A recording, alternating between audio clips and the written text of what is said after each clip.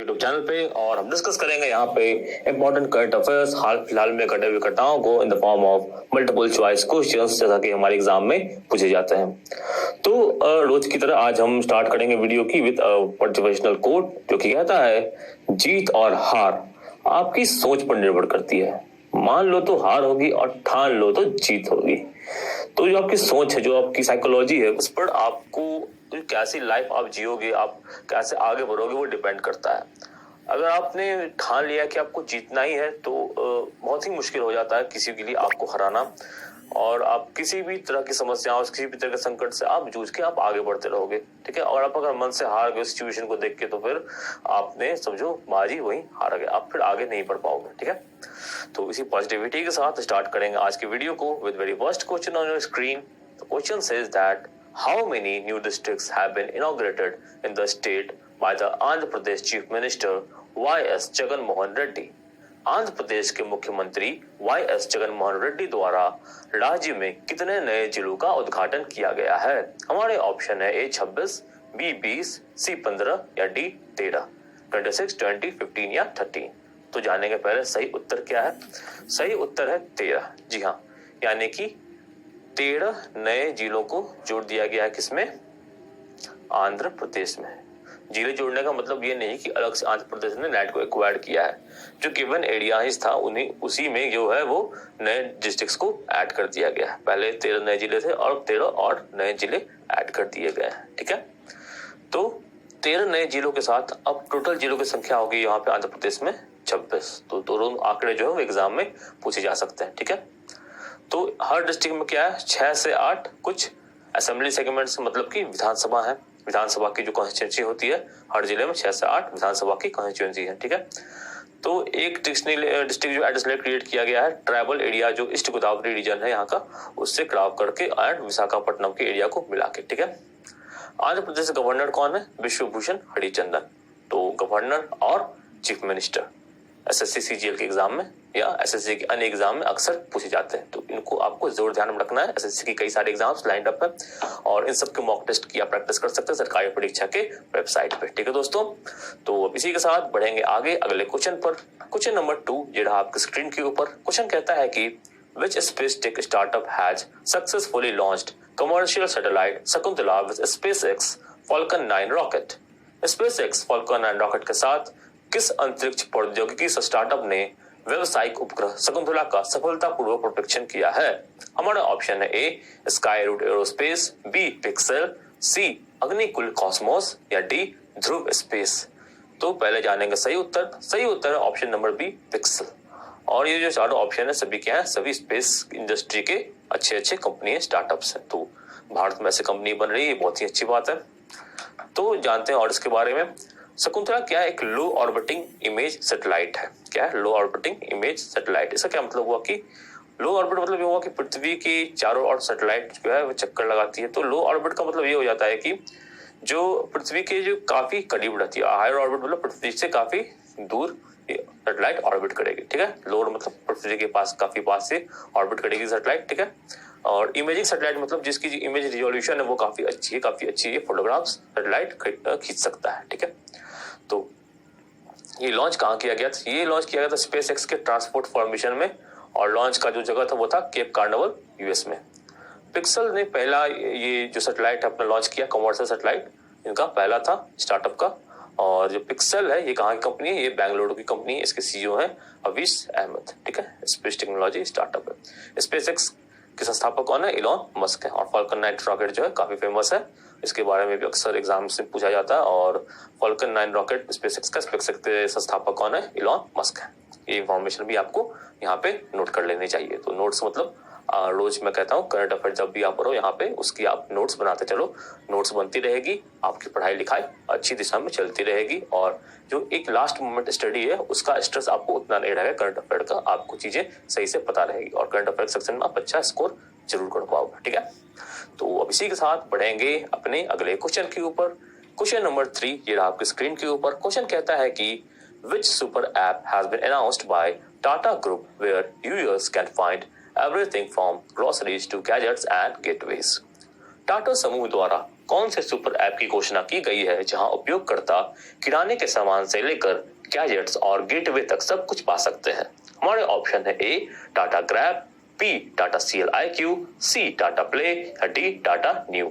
जान लेंगे पहले सही उत्तर क्या है दोस्तों। सही उत्तर है option number D Tata Neu. जी हाँ, तो टाटा न्यू क्या है? एक ऐप है टाटा समूह का। इसका मतलब क्या होता है? इसमें जो टाटा के जो भी प्रोडक्ट्स उस ऐप पे आप यहाँ पे परचेज कर सकते हैं, एक्सेस कर सकते हैं, प्रोडक्ट एंड सर्विसेज बोथ। तो टाटा ग्रुप ने अनाउंस किया है इसको, इसका नाम है टाटा न्यू। पहले इंपॉर्टेंट इन्फॉर्मेशन।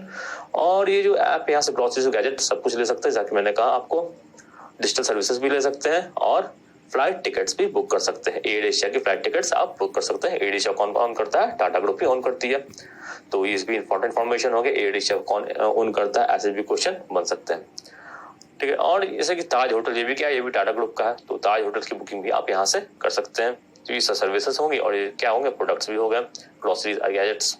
तो ये ऐप कुछ नई नहीं है, ये ऐप पहले से थी और पहले ये थी टाटा के एम्प्लॉयज के लिए, अब ये सबके लिए पब्लिकली अवेलेबल हो गई है। ठीक है दोस्तों, तो अब इसी के साथ आगे बढ़ेंगे अपने अगले प्रश्न पर। क्वेश्चन नंबर 4 ये रहा आपके स्क्रीन के ऊपर। क्वेश्चन कहता है कि who has been appointed as the world's first independent expert for human rights and climate change by UNHRC। UNHRC द्वारा मानव अधिकारों और जलवायु परिवर्तन के लिए दुनिया के पहले स्वतंत्र विशेषज्ञ के रूप में किसे नियुक्त किया गया है? हमारे ऑप्शन है A doctor Ian Fry, B Federico Villegas, C Nazhat Shameem Khan या डी कॉली सेक। तो पहले जानेंगे हम इसका सही उत्तर दोस्तों। सही उत्तर है option number A doctor Ian fry. तो जान लेते हैं और इसके बारे में। ये है डॉक्टर इयान फ्राई। ठीक है, तो ये जो नई पोस्ट है ये अभी 2021 में ही इसको स्टार्ट किया गया था UNHRC द्वारा, यानी United nation human rights commission के द्वारा। तो ये कौन है? First independent expert for human rights and climate change. तो इसके टर्मिनोलॉजी में भी क्वेश्चन बन सकता है। तो ये जो एग्जैक्टली जो पोजीशन का नाम है वो भी आपको याद होना चाहिए, first independent expert for human rights and climate change. कितने साल के लिए इन्हें रखा गया है? इन्हें 3 साल के लिए इस पोस्ट पर रखा गया है। और ये कहाँ के सिटीजन है? ये तुवालू और ऑस्ट्रेलिया दोनों जगह के सिटीजन है। ठीक है, तो इस जो पोजीशन पे इनका काम क्या रहेगा? इनका काम रहेगा कि स्टडी करना और आइडेंटिफाई करना कि किस तरह के एडवर्स इफेक्ट जो है क्लाइमेट पे होते हैं और जो डिजास्टर्स के समय में भी किस तरह से क्लाइमेट अफेक्ट होता है, इन चीजों को पढ़ना। ठीक है, और इन चीजों से हम प्रिवेंट कैसे कर सकते हैं खुद को। जो प्राकृतिक आपदाएं होती हैं वो तो प्राकृतिक होती हैं, उनको रोका नहीं जा सकता, बट उनके इफेक्ट्स को कैसे कम किया जा सकता है इसके बारे में भी जो है पता करना इनका काम होगा, इनका डॉक्टर फ्राई का, डॉक्टर इयान फ्राई का। ठीक है, अब UNHRC की बात करें तो इसका हेडक्वार्टर कहाँ है? इसका हेडक्वार्टर है जेनेवा में, स्विट्जरलैंड में, और इसका प्रेसिडेंट कौन है? फेडरिको विलेगा। ठीक है, तो इसी के साथ बढ़ेंगे आगे अगले क्वेश्चन के ऊपर। क्वेश्चन नंबर 5 ये रहा आपके स्क्रीन के ऊपर। क्वेश्चन कहता है कि which country's prime minister Viktor Orban has won the general elections in 2022 for the 4th time in a row। किस देश के प्रधानमंत्री विक्टर ऑर्बन ने 2022 में आम चुनाव में जीत के साथ लगातार चौथी बार जीत हासिल की है? हमारे ऑप्शन है A Pakistan, B Kazakhstan, C Malaysia या डी हंगरी। तो पहले जानेगा सही उत्तर। सही उत्तर option number D Hungary. Hungary के प्राइम मिनिस्टर हैं विक्टर ऑर्बन और ये चौथी बार भी जीत के प्राइम मिनिस्टर बन चुके हैं और काफी ही बड़ी विक्ट्री इन्हें मिली है।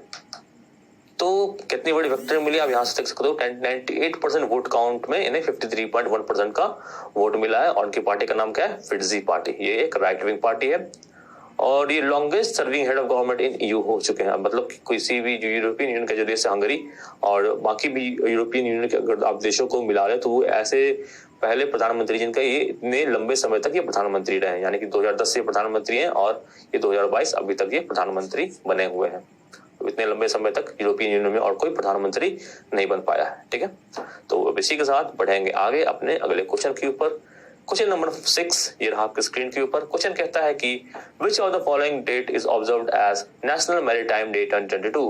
निम्नलिखित में से किस तिथि को राष्ट्रीय समुद्री दिवस 2022 के रूप में मनाया जाता है? हमारे ऑप्शन है ए 2 अप्रैल, बी 4 अप्रैल, सी 5 अप्रैल या डी 6 अप्रैल, यानी कि 2 अप्रैल, 4 अप्रैल, 5 अप्रैल या 6 अप्रैल। सही उत्तर क्या है? सही उत्तर ऑप्शन नंबर सी 5 अप्रैल, यानी 5 अप्रैल को मनाया जाता है क्या?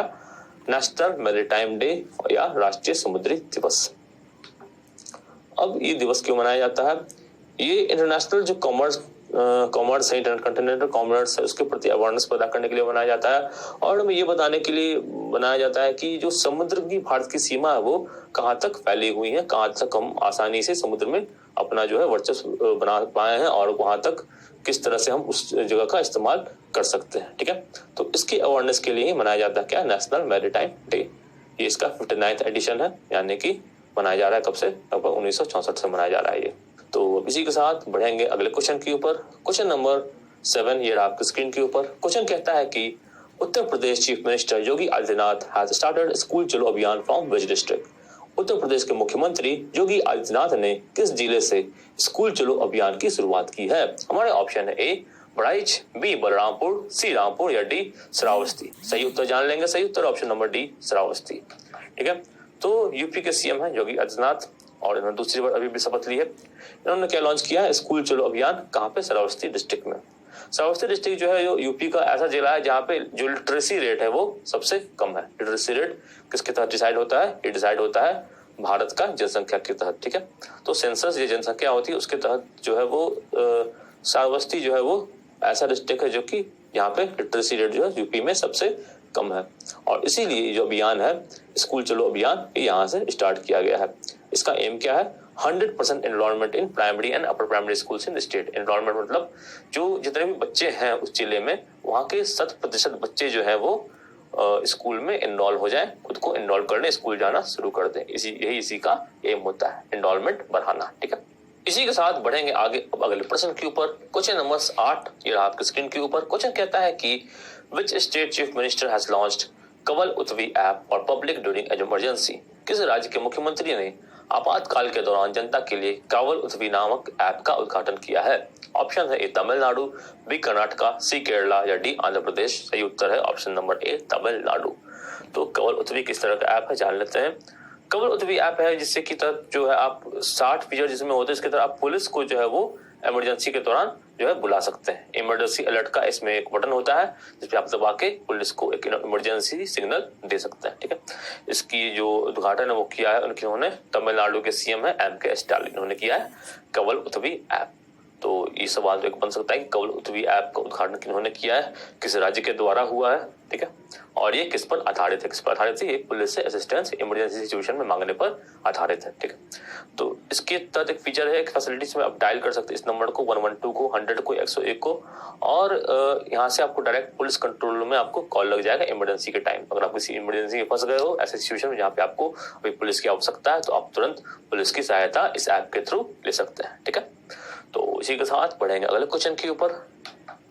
क्वेश्चन नंबर 9 रहा आपके स्क्रीन के ऊपर। क्वेश्चन कहता है कि where has Tata power commissioned 300 megawatt plant with India's largest single axis solar tracking system. Tata power ने भारत के सबसे बड़े single axis solar tracking system के साथ 300 मेगावाट का प्लांट कहां चालू किया है। हमारा ऑप्शन है ए धरोड़ा गुजरात, बी भिवाड़ी राजस्थान, सी रामगढ़ झारखंड या डी पानीपत हरियाणा। सही उत्तर है ऑप्शन नंबर ए धरोड़ा गुजरात। तो टाटा पावर रिन्यूएबल एनर्जी क्या है, ये टाटा पावर द्वारा ओन की हुई सब्सिडरी है, मतलब टाटा पावर रिन्यूएबल एनर्जी है वो किसकी कंपनी है, वो टाटा पावर की कंपनी है।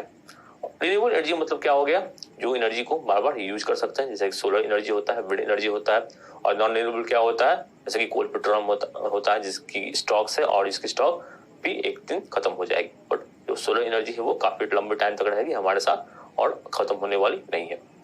तो रिन्यूएबल एनर्जी लिमिटेड जो है वो रिन्यूएबल एनर्जी पे काम करती है।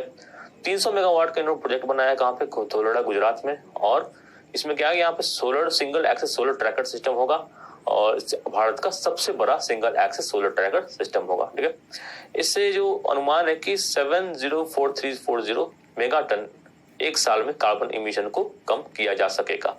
तब ज्यादा प्रोडक्शन अगर रिन्यूएबल सोर्सेस से बनेगी तो क्या होगी, कार्बन की जो इमिशन है वो कम होती जाएगी, हमारे कोल पे डिपेंडेंसी या पेट्रोलियम पे डिपेंडेंसी जो है वो कम होती जाएगी और हम एक सस्टेनेबल फ्यूचर की तरफ आगे बढ़ेंगे। तो रिन्यूएबल सोर्सेस की जो बढ़ावा देने की बात जो है वो सरकारें करती है और करनी भी चाहिए और इस पे काम भी सही दिशा में जरूर होना चाहिए।